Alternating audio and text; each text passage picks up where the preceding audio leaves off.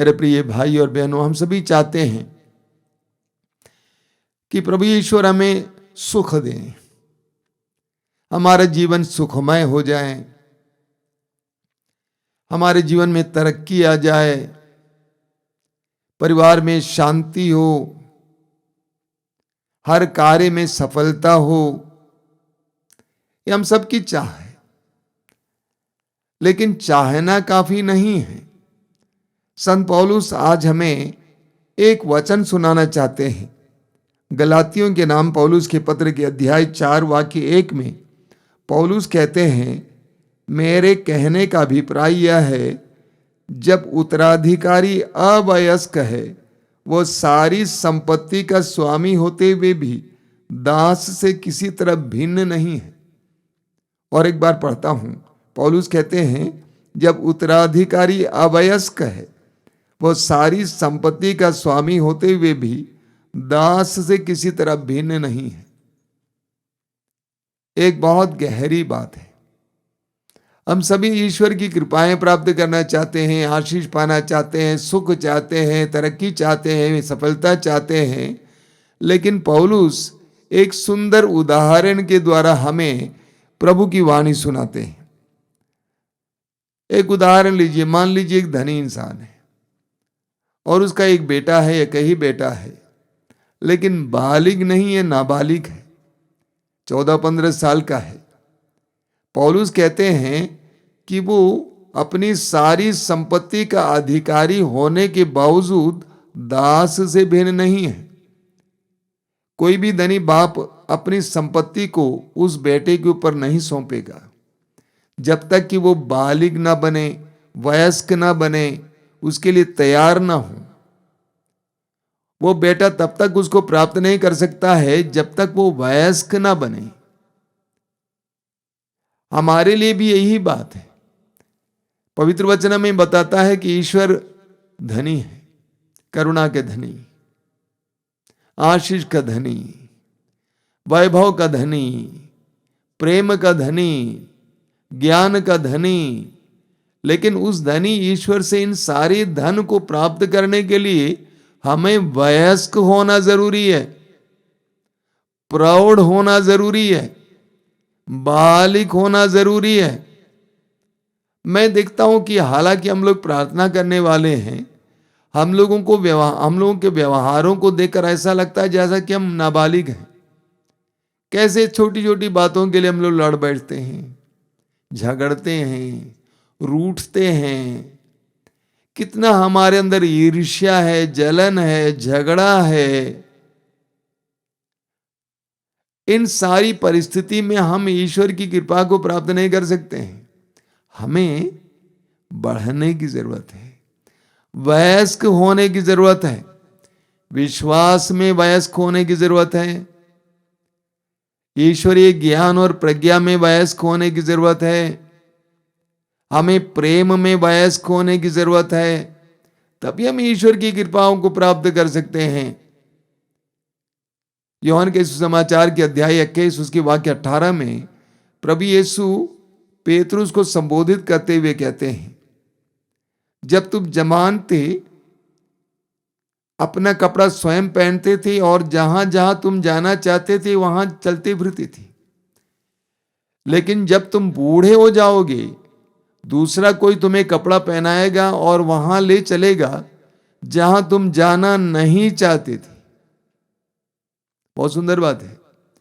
प्रभु पेतरुस से कहते हैं, जब तुम जवान थे अपना कपड़ा स्वयं पहनते थे और जहां जहां तुम चलना फिरना चाहते थे वहां चलते थे। लेकिन जब तुम बूढ़े हो जाओगे, दूसरा कोई तुम्हें कपड़ा पहनाएगा और तुम्हें वहां ले चलेगा जहां तुम जाना नहीं चाहते थे। हम जानते हैं पेतरुस प्रभु यीशु के शिष्यों का अगुवा था। प्रभु के मरने से पहले पेतरुस ने प्रभु से कहा था, ये सभी लोग आपको छोड़ सकते हैं, लेकिन मैं आपके लिए अपने प्राण निछावर करने के लिए भी तैयार हूं।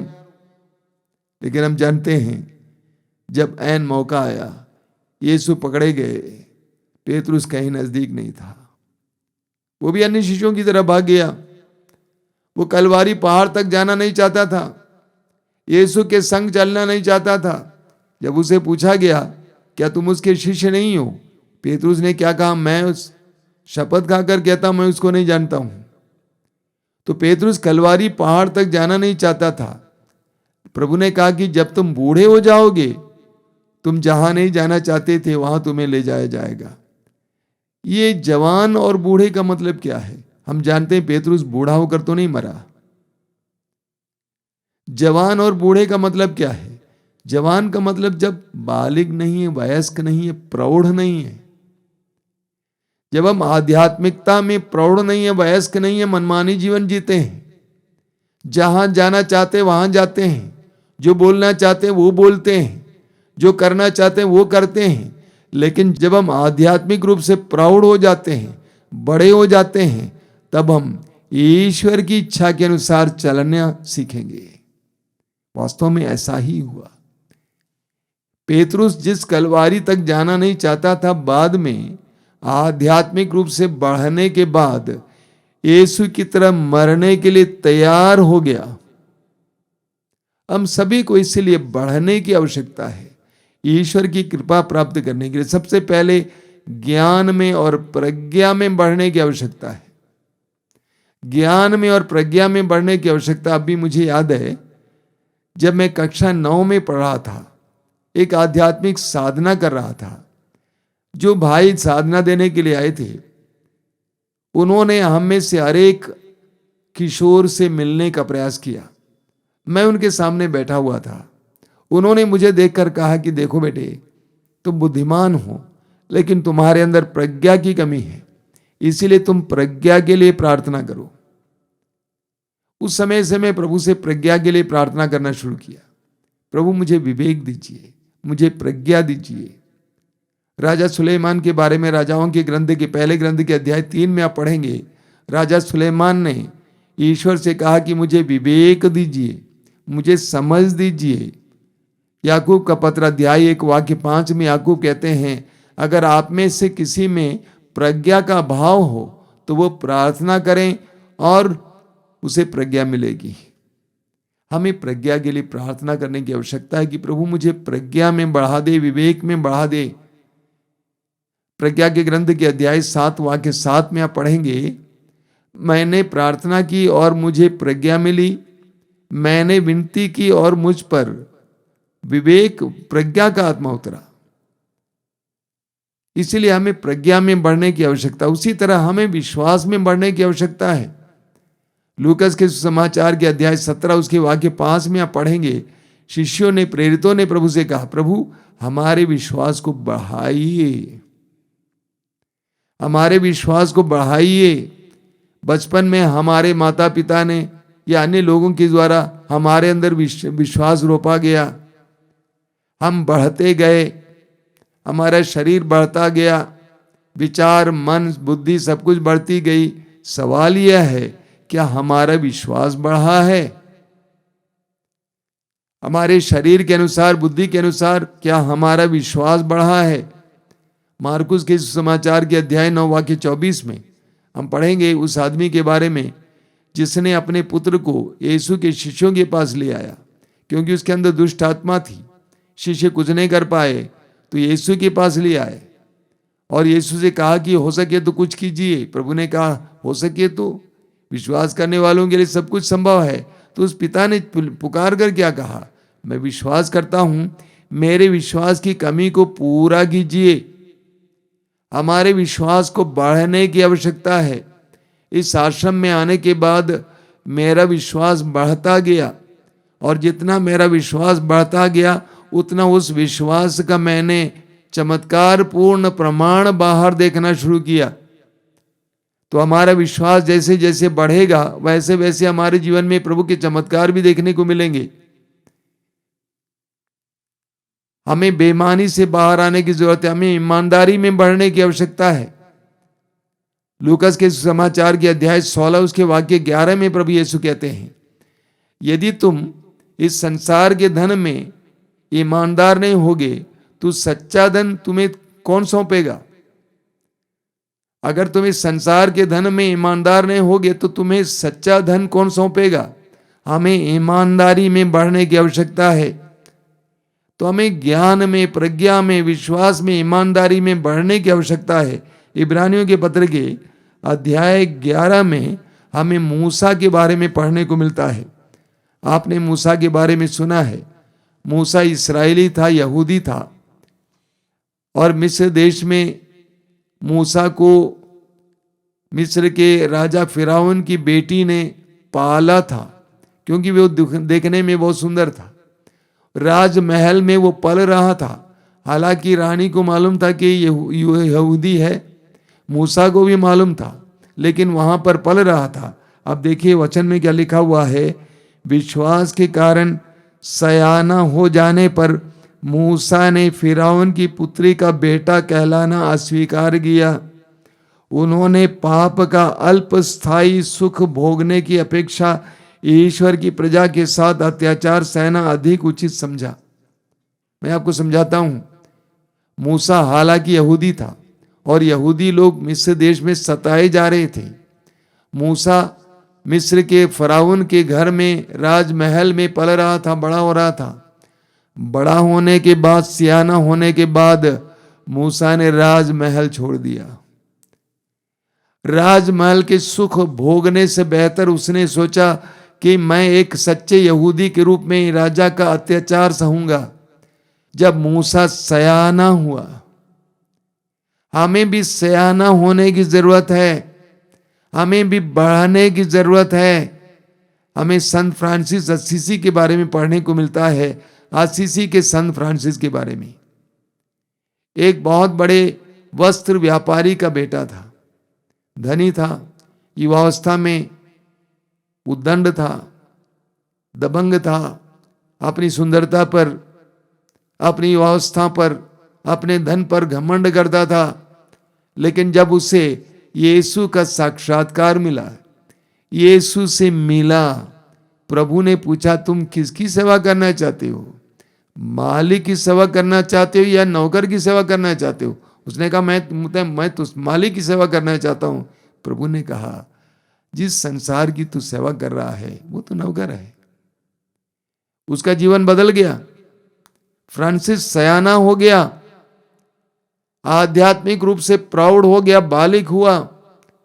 उसके जीवन में प्रभु की कृपाएं बरसने लगी, प्रभु का आनंद उसमें छा गया। हम सभी को इसी तरह सयाने होने की आवश्यकता है, बालिक होने की आवश्यकता है, हमें बढ़ने की आवश्यकता है। प्रभु यीशु के बारे में लूकस के समाचार के अध्याय 2 उसके वाक्य 40 और 52 में पढ़ने को मिलता है। लूकस अध्याय 2 40 और 52 कि यीशु बुद्धि में और बल में बढ़े। बचपन की बात है, यीशु बुद्धि में और बल में बढ़े, यानी शारीरिक रूप से और आध्यात्मिक बुद्धि का अर्थ यहां पर जो आजकल हम समझते हैं विज्ञान का ज्ञान नहीं है, जानकारी नहीं है, बल्कि ईश्वरीय ज्ञान। यीशु ईश्वरीय ज्ञान में और शारीरिक रूप से भी बढ़े। हमें भी इसी तरह बढ़ने की आवश्यकता है। आप मुझसे सवाल करेंगे कैसे हम सयाने हो जाएंगे आध्यात्मिक रूप से, कैसे हम बालिक होंगे, प्रौढ़ होंगे? आपके सामने मैं 2 बातें रखना चाहता हूं। पहली बात है प्रार्थना। हमें लूकस के समाचार के अध्याय 3 वाक्य 21 और 22 में पढ़ने को मिलता है, बपतिस्मा ग्रहण करने के बाद जब प्रभु यीशु प्रार्थना कर रहे थे तो स्वर्ग खुल गया, पवित्र आत्मा उन पर उतरा और उनको एक वाणी सुनाई दी। क्या वाणी है? तू मेरा प्रिय पुत्र है, तू मेरा प्रिय पुत्र है, मैं तुझसे अत्यंत प्रसन्न हूं। जब यीशु प्रार्थना कर रहे थे, यीशु को पिता की आवाज, प्रभु पिता की वाणी सुनाई दी। क्या? तू मेरा प्रिय पुत्र है। प्रार्थना में प्रभु यीशु को पहचान मिली कि मैं कौन हूं। मैं मरियम का बेटा नहीं हूं, मैं यूसुफ का बेटा नहीं हूं, मैं ईश्वर का बेटा हूं। और प्रभु यीशु इसी ज्ञान में बढ़ते गए। हमें लूकस के समाचार के अध्याय 2 वाक्य 49 में पढ़ने को मिलेगा। प्रभु यीशु किशोर थे, 12 साल की उम्र के थे, यरूशलेम मंदिर में खो गए थे, और उनकी माँ मरियम और यूसुफ उनकी खोज में वहां पे आए। मरियम ने उनसे पूछा कि बेटा तुमने हमारे साथ ऐसा क्यों किया? तो प्रभु ने क्या कहा कि आपको नहीं मालूम था कि मैं अपने पिता के भवन में हूंगा। यरूशलेम मंदिर को यीशु 12 साल की उम्र में पिता का भवन कहते हैं। मेरे प्रिय भाई और बहनों, यीशु इस ज्ञान में बढ़ते गए कि मैं ईश्वर का बेटा हूं। हमारी पहचान, हमारी आइडेंटिटी कितनी छोटी है। मैं फलाने जात का हूं, फलाने धर्म का हूं, फलाने परिवार का हूं, फलाने जनजाति का हूं, मैं फलाने का बेटा हूं। और जब तक हम अपने ईश्वर को नहीं जानेंगे प्रार्थना के द्वारा, तब तक हमारी पहचान बहुत छोटी होगी और हम भी उतने ही छोटे होंगे। मैं एक छोटा सा उदाहरण देता हूं। एक छोटा सा बालक स्कूल में पढ़ रहा है, उसका पिता मिलिट्री में है। बालक से पूछा जाता है कि बेटा तेरा क्या नाम है? नाम बताता है। पिता का क्या नाम है? नाम बताता है। पिता कहाँ है? पापा कहाँ है? बोलता है कि मिलिट्री में है। लेकिन बाद में किसी ने उससे कहा, तुम जानते हो तुम्हारा पापा मिलिट्री में कैप्टन है, बहुत बड़ा अधिकारी है। अगले दिन वो स्कूल आएगा, कोई उसे पूछे कि तेरा पिता कौन है, तेरा पापा कौन है, तो बोलेगा मेरा पापा मिलिट्री में अधिकारी है, कैप्टन है। देखिए थोड़े से ज्ञान के द्वारा उस बालक का कैसे स्वभाव और व्यक्तित्व बदल गया। मुझे बड़ा दुख होता है, इस संसार में बहुत सारे लोग, अधिकतर लोग छोटी पहचान में जीवन जीते हैं। मैं फलाने जात का हूं, मैं फलाने का बेटा हूं। और जितना आपके पिता के बारे में आपको ज्ञान होगा, उतना आप अपने को छोटा मानेंगे। अगर आप सोचेंगे आप कि मेरा पिता मेरा ईश्वर है, मैं आपसे कहता हूं कि आपका व्यक्तित्व बदल जाएगा। आप बड़े हो जाएंगे, आप बालिग होते जाएंगे। आप जानिए प्रार्थना में हम बढ़ते हैं। आप सुनिए, जब मैं प्रार्थना की बात कर रहा हूं, ये नहीं कि मांगने में। अधिकतर लोगों के लिए प्रार्थना का मतलब है मांगना। मैंने मांगा मुझे मिला, वो तो भिखमंगा है। प्रार्थना का मतलब मांगना नहीं है। मांगना प्रार्थना का एक छोटा हिस्सा है। प्रार्थना का मतलब है ईश्वर से जुड़ना। ईमानदारी से सोचिए, क्या मैंने प्रभु के साथ जुड़ने के लिए समय निकाला है? I tell you, your identity is going to change and your personality is going to change. अगर ईमानदारी से आप ईश्वर के साथ जुड़ेंगे, आपका व्यक्तित्व बदल जाएगा, आप बदल जाएंगे। आपको इस बात का एहसास होगा कि मेरी पहचान इस संसार की पहचान नहीं है, मेरी कोई बिरादरी नहीं है, मैं ईश्वर का पुत्र हूं। आपके इस बात का एहसास होगा, उस समय आपकी जिंदगी बदल जाएगी, आपका हाव भाव बदल जाएगा, आपका चेहरा बदल जाएगा।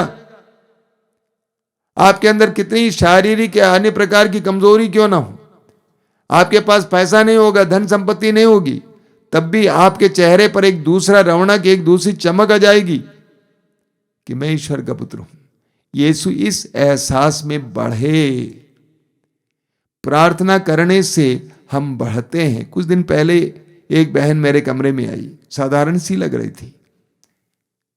बातचीत के दौरान मुझे पता चला कि उस बहन ने कहा कि प्रभु मुझे बहुत इस्तेमाल करते हैं, रोगियों को चंगा करने के लिए, लोगों को शांति देने के लिए। और वो रो रही थी फूट फूट कर कि मुझे प्रभु क्यों इस्तेमाल करते हैं, मैं इसके लायक नहीं हूं, मैं इतनी पढ़ी लिखी नहीं हूं, मैं तो कमजोर वर्ग की हूं। उसके अंदर एहसास आ गया कि प्रभु ईश्वर मुझे इस्तेमाल कर सकता है।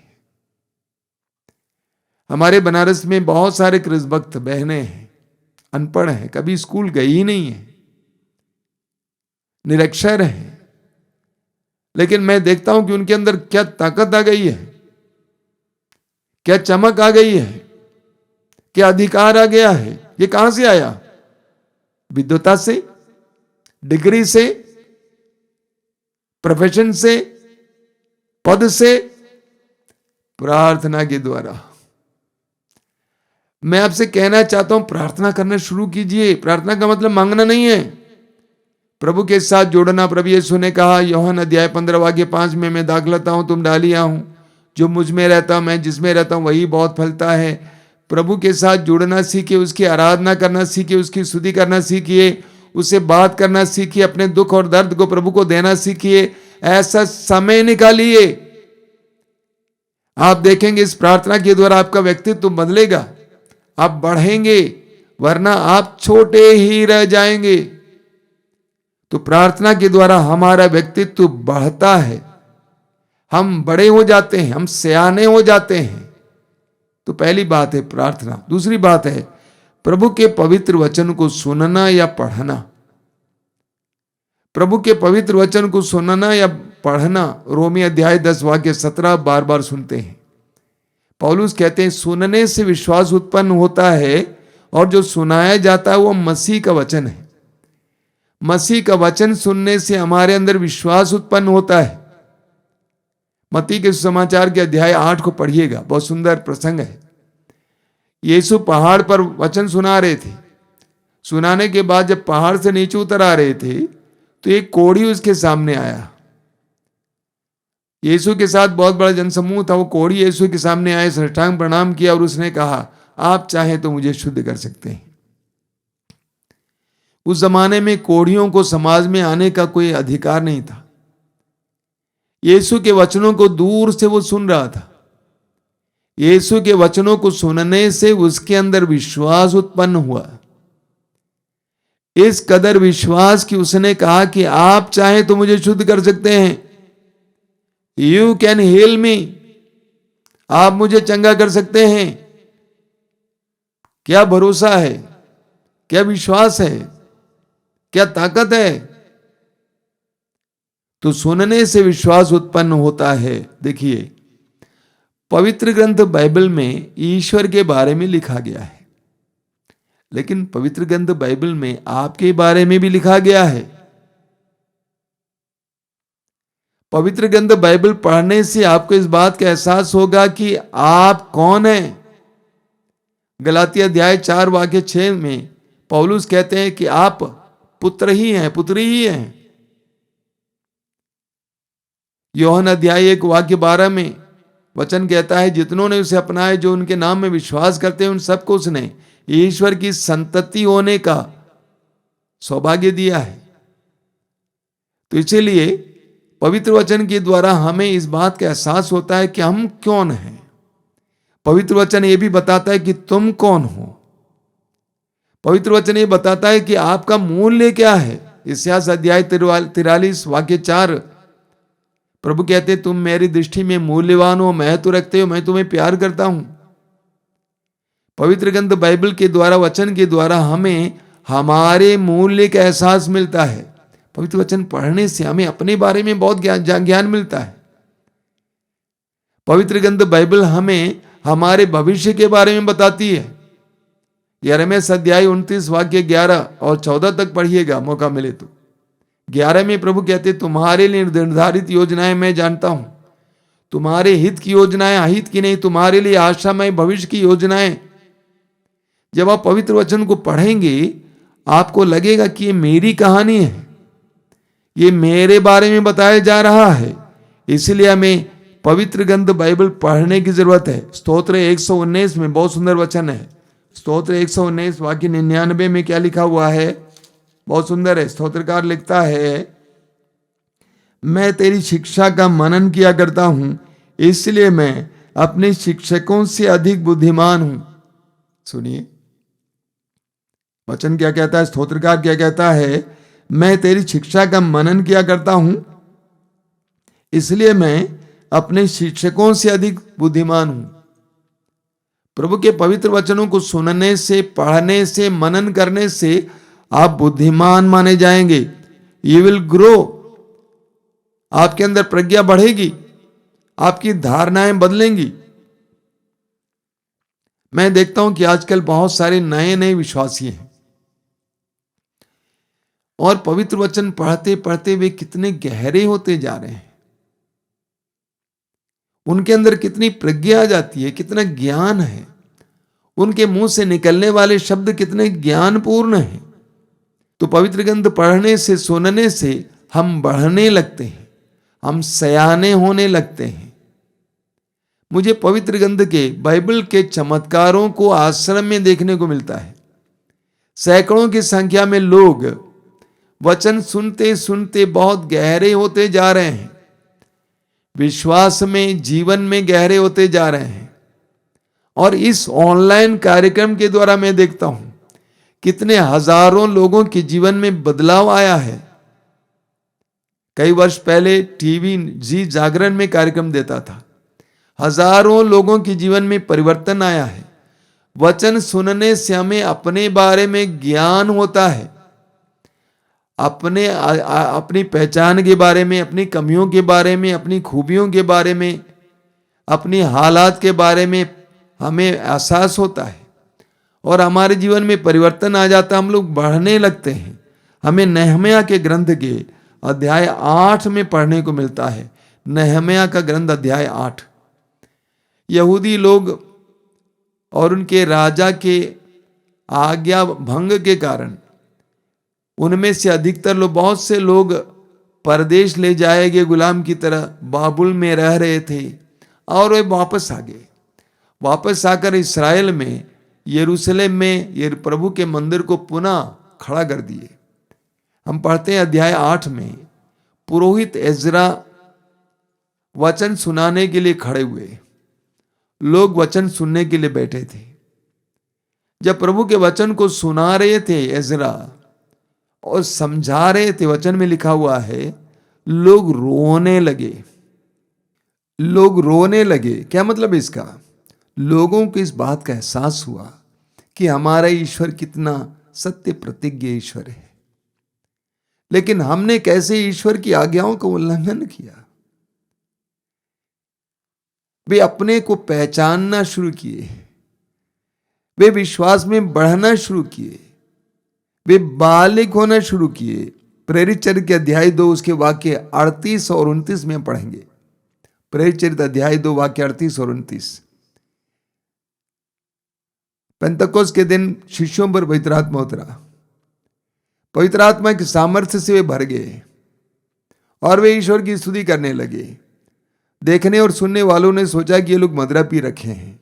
तब पेतरुस खड़े हो जाते हैं और सबके सामने सुसमाचार की घोषणा करते हैं। पहली सुसमाचार की घोषणा वहां पे होती है यरूशलेम मंदिर में, और उसको सुनने वाले वचन में लिखा हुआ है कि वे मर्माहत हो गए। मर्माहत होने का मतलब क्या है? वचन सुनने से उनको इस बात का एहसास हुआ कि हमने गलती की है, हमने यीशु को पहचाना नहीं, हमने यीशु को मरवा डाला है। और तुरंत उन्होंने शिष्यों से पूछा कि भाइयों हमें क्या करना चाहिए? भाइयों हमें क्या करना चाहिए? यानी वे तैयार हो गए कुछ भी बोले उसको करने के लिए। पेतरुस ने कहा कि आप सभी लोग अपने पापों के लिए पश्चाताप करें, यीशु मसीह पर विश्वास करते हुए बपतिस्मा ग्रहण करें और आपको पवित्र आत्मा प्राप्त होगा। और उन्होंने बपतिस्मा ग्रहण किया। वचन सुनने से वे मर्माहत हुए, वे बढ़े, सयाने हुए और यीशु के शिष्य होने के लिए निर्णय लिए। बहुत जबरदस्त बात है। इसी तरह प्रेरित चरित्र के अध्याय 8 में हम पढ़ेंगे, पवित्र आत्मा ने फिलिप को एक ऐसे मार्ग पर भेज दिया जो निर्जन मार्ग है, यरूशलेम से गाजा जाने वाला मार्ग, रास्ता। और वहां पर फिलिप ने देखा कि एक खोजा जो इथियोपियाई था, जो वहां की रानी का एक बहुत बड़ा अधिकारी था, अपने रथ में बैठकर जा रहे थे और यशायाह नबी का ग्रंथ पढ़ रहे थे।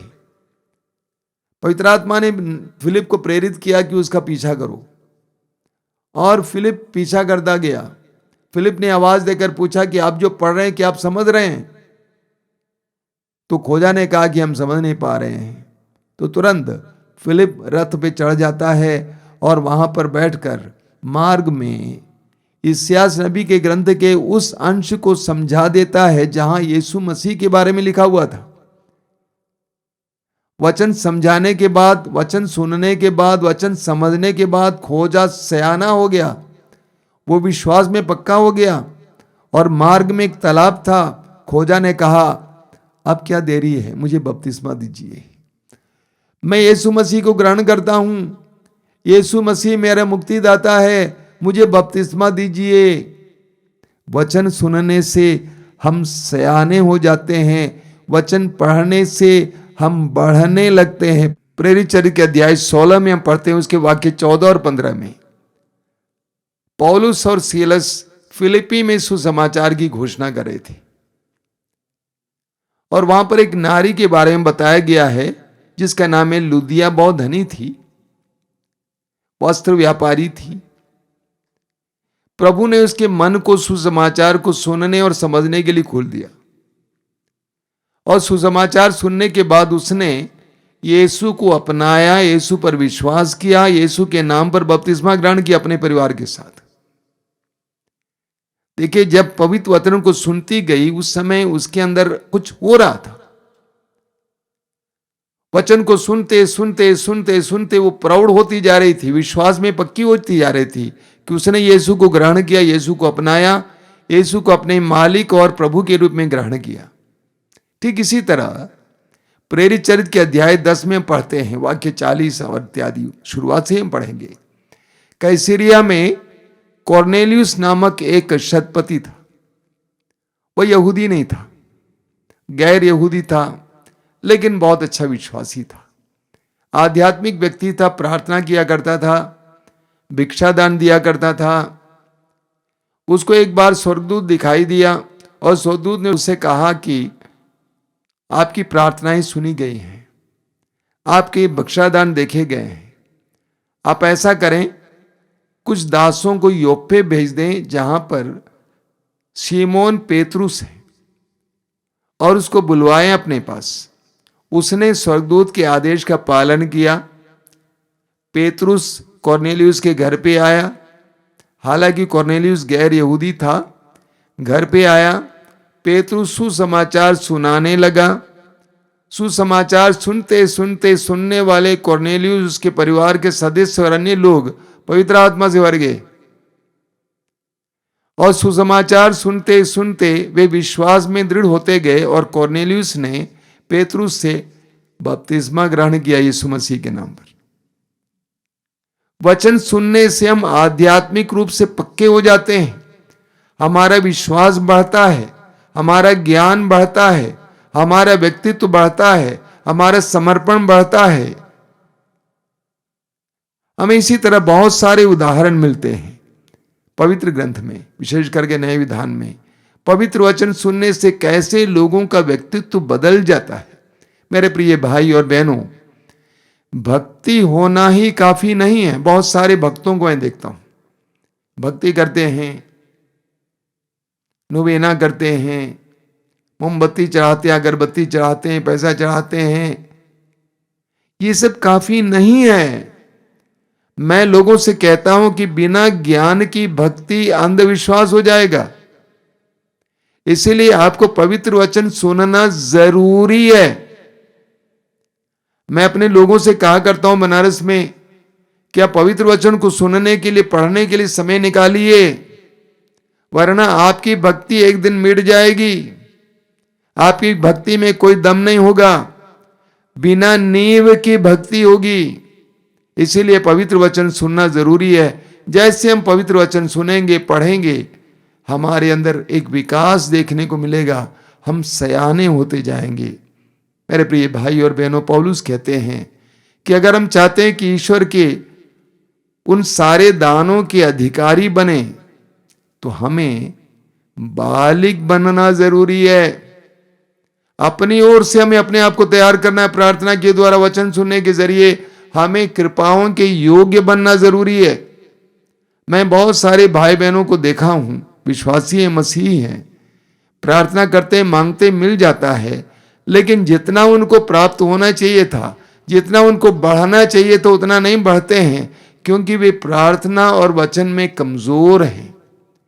प्रार्थना और वचन के द्वारा हम वास्तव में बालिग बने, प्रौढ़ हो जाएं, वयस्क बने, ताकि हमारे धनी पिता, स्वर्गिक पिता हमें बड़े बड़े वरदानों से संपन्न करेगा, सम्मानित करेगा। आंखें बंद कीजिए, हम प्रार्थना करेंगे इस समय।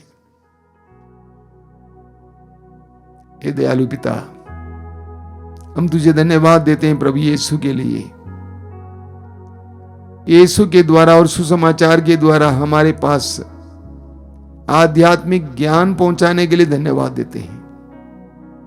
धन्यवाद देते हैं पिता, क्योंकि तूने अपने पुत्र के द्वारा हमें समझाया है कि तू कितना धनी है, तू सत्य प्रतिज्ञा है, तू एक सच्चे पिता की तरह हमारे जीवन को संचालित करना चाहता है, हमारी दुर्बलताओं में हमें साथ देना चाहता है, हमें बलवान बनाना चाहता है, हमारे जीवन में चमत्कार और चिन्ह प्रकट करना चाहता है। तूने इस्राएलियों के जीवन में बड़े बड़े चिन्ह और चमत्कार प्रकट किया।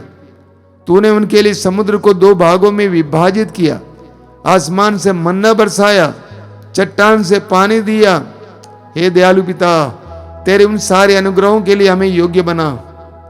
प्रार्थना में गहरा होने के लिए, गहरी प्रार्थना के द्वारा तेरे साथ जुड़ने के लिए, तेरे वैभव में सहभागी होने के लिए हमें कृपा देना। हे दयालु पिता, हमें तेरे पवित्र वचनों को विश्वास के साथ पढ़ने और सुनने के लिए कृपा देना।